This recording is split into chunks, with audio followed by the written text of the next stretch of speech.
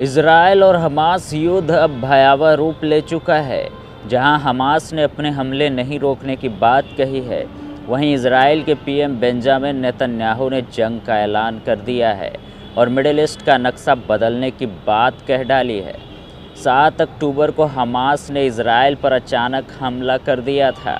Hamas के इस हमले ने 50 साल पहले हुए उस पुराने हमले की याद दिला दी, जब 6 अक्टूबर 1973 को हमास ने इजरायल पर हमला कर दिया था। उस समय इजरायल अपना महत्वपूर्ण त्यौहार योम किपुर मना रहा था। उस युद्ध में मिस्र, सीरिया, जॉर्डन, इराक, सऊदी अरब और कुवैत ने हमास का साथ दिया था। उस युद्ध के शुरुआत में इजरायल को काफ़ी नुकसान उठाना पड़ा था, लेकिन जिसके लिए इजरायल जाना जाता है, करारा जवाब। जी हाँ, इजराइल ने उसके बाद ऐसा जवाब दिया था कि हमास और उसके साथ देने वाले देशों को काफ़ी नुकसान पहुंचा था। अमेरिका ने इजराइल का साथ दिया था। 15 दिनों के बाद यूएन के पहल पर 24 अक्टूबर 1973 को युद्ध पर विराम लगा था।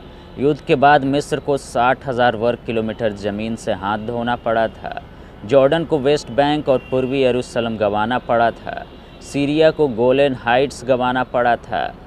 तो इजराइल जो है वो अपने रिएक्शन के लिए हमेशा जाना जाता है, क्योंकि ये उसकी एग्जिस्टेंस का सवाल है और वो जब भी किसी देश को अपनी एग्जिस्टेंस पर ख़तरा मंडराता है तो फिर वो हर ताकत झोंकने के लिए तैयार होता है, जो इजराइल इस समय कर रहा है और पहले भी करता आया है।